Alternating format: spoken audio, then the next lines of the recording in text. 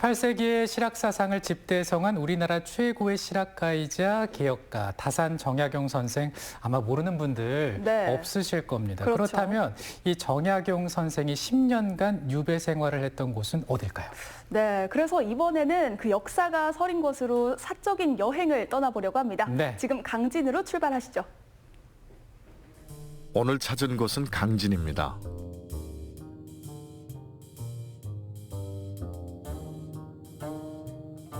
이맘때 강진에서는 붉은 꽃으로 융단이 깔리는데요.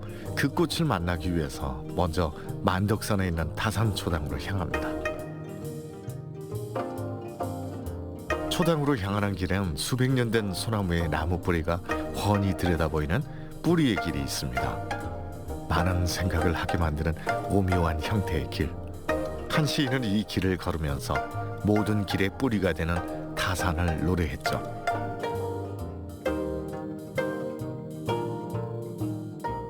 정호성 시인께서 쓰신 그 뿌리의 길을 보면은 이렇게 이제 뿌리가 나 있지 않습니까? 예. 이것을 무심히 이렇게 받고 가다가 문득 생각난 것이 있었어요. 예. 나뭇잎이 떨어져서 뿌리로 가서 다시 입으로 되잖아요. 아, 돌아오듯이. 예. 그 뿌리를 툭툭 밟으며 다산이 걸어온 길을 곱씹어 봅니다.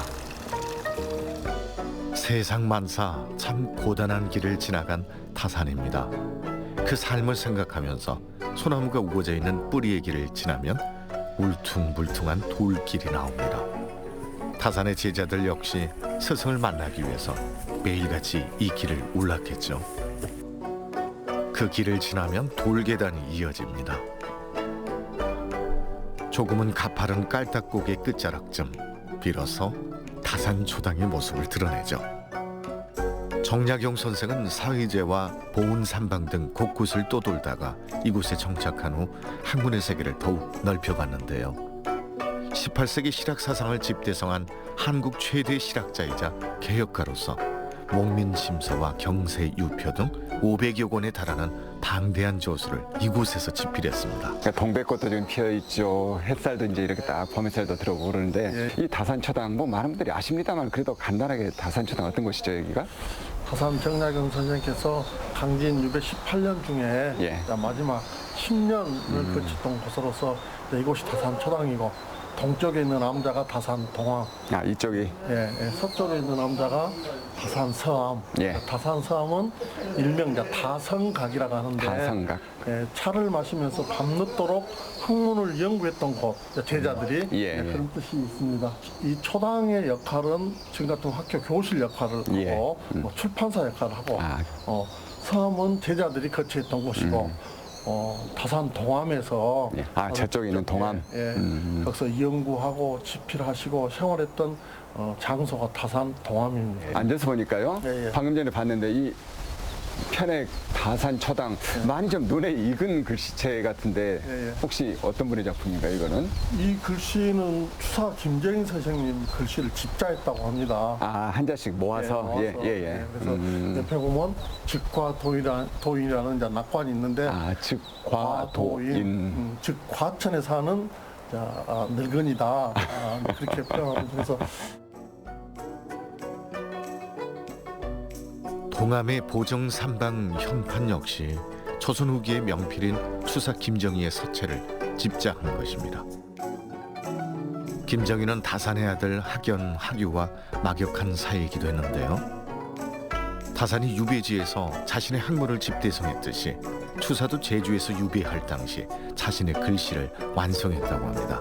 시련의 시간에 오히려 자신을 더욱 갈고 닦은 두 실학자들. 배울 점이 참 많죠. 다산초당에 와서 꼭 봐야 할 게 있는데요. 바로 다산초당 사경입니다. 일경은 초당 뒷곁에 커다란 바위에 다산이 직접 새긴 글 정석.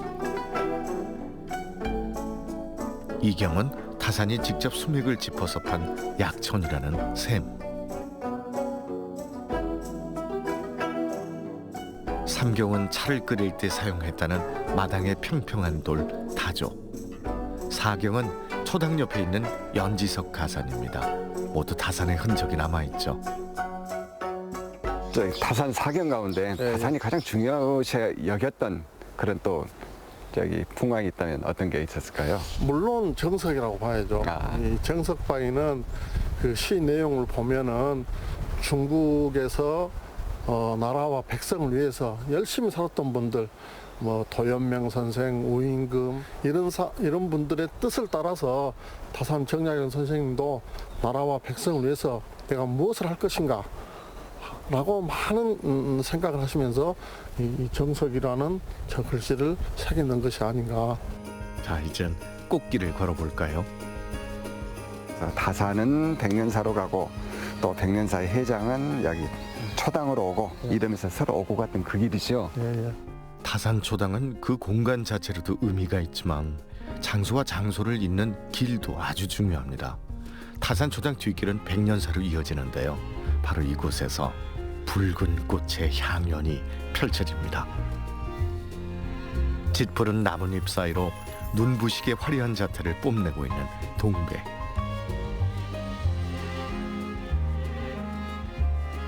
큰 꽃송이 그대로 땅에 떨어져서 다시금 찬란한 꽃길을 만들어줍니다. 백년사에 주지했던 해장 스님과 다산 초당에 있던 정약용 선생은 서로를 만나기 위해서 수없이 이 길을 오갔다고 하죠.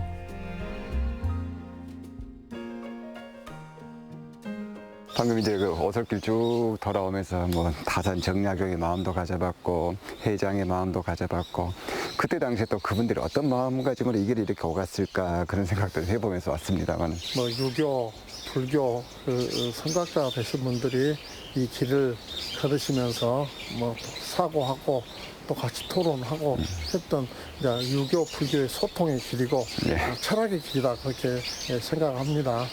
보통 꽃은 나무에서 피었을 때 아름다운데 이 낙화 풍경으로 또 아름다운 거 정말 동백밖에 없을 것 같습니다.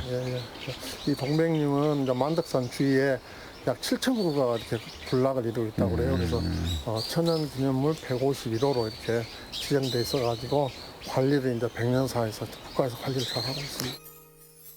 나이와 신분을 잊은 채 진짜 우정을 나눴던 해장과 다산.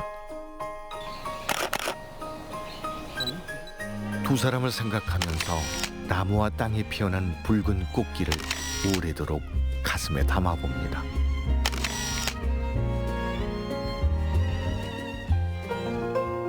그렇게 꽃길에 취해 걷다 보면 백년사에 도착할 수 있습니다. 만덕산의 포근히 안긴 채 정결한 분위기를 자아내고 있는 백년사.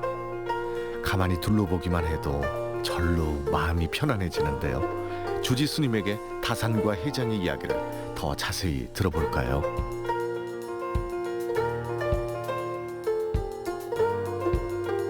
어느 날 다산 선생이 변복을 하고 백년사에 올라와서 해장스님을 만났답니다. 그래서 그때는 본인이 다산이라는 얘기를 안 하고 그냥 지나가는 선비처럼 그래서 주역에 대해서 얘기를 나누었다 그래요. 해장 선생님은 대흥사 13대강사 출신으로 굉장한 학생입니다. 화엄대강백인데 또 이제 선생님들도 예전에는 사실은 사서상경을 다 보고 육아에 가서도 배우고 그랬거든요. 주역에 굉장히 해발갔나 봐요. 그래서 밤새 주역에 대해서 얘기하다가 아차 이분이 다산이로구나. 팔을 잡았다 그럽니다. 그렇죠? 그 뒤로 한 10년 연배 차이로 다산이 많습니다. 마치 버신양 서로 왕래하면서 두 분이 얼마나 가까이 지냈는지 요즘 같으면 이제 서로 전화 연락하겠지만 그게 없으니까 서로 문을 잠궈 놓지 않고 밤중에라도 생각이 있으면 언제든지 서로 왕래해서 초당에 다산 선생님 머무던 방도 문을 잠그지 않고 백년사 해장 선생님 방도 문 잠그지 않고 서로 왕래하면서 가까이 6년 동안 거래하셨다 그럽니다. 백년사 대웅보존의 편액은 조선 후기 서예가였던 원교 이광사의 글씨인데요. 다산은 이를 보고 꿈틀대는 용의 기세처럼 헝글차다라고 했죠. 대웅전 인근엔 백년사 중수, 백년결사 등 사찰의 역사가 기록된 백년사 사적비가 있는데요. 조선 후기에 제작됐으며 현재 보물 제1396호에 지정되어 있습니다. 그럼 백년사의 역사를 좀 더 들여다볼까요? 보통 이제 백년사 그러면 저는 얼른 떠오르는 게 백년 결사하고 연결이 되거든요. 근데 이제 결사 그러면 불교 개혁 운동이다. 이 정도는 저도 알고 있습니다. 근데 백년 결사 그러면 구체적으로 어떤 운동인지 그것도 좀 궁금합니다. 이제 백년이라는 말이 의미하는 것은 법화경에 보면 부처님 가르침을 이제 바른 가르침의 백년이라 그래서 연중에서 백년이 가장 귀하다 그럽니다. 그래서 이제 법화경 가르침을 백년에 비유하기도 하고요. 백년결사가 고려 말에 120년 동안 원묘국사 요세승을 중심으로 해서 법화경을 중심으로 120년 동안 수행하던 그런 결사를 했던 동양입니다. 몽골의 침입으로 혼란하던 시대, 요새 스님이 백년사를 중심으로 일으킨 불교계의 정화운동이 바로 백년결사입니다. 불교의 세속화를 신앙적으로 반성하며 백성들의 지지를 받았죠. 그 흔적이 지금도 남아있는데요. 법당 안에 있는 백년사 현판은 절사자가 아닌 모일사자입니다. 결사할 때와 같은 사자인데요. 단순한 장소가 아니라 새로운 정신의 구심점임을 상징하고 있죠. 수많은 역사와 아름다운 동백의 향취를 간직한 백년사. 만경로 앞 탁 트인 강진만을 바라보면서 강진에서 아주 사적인 여행을 가슴 깊이 담아봅니다.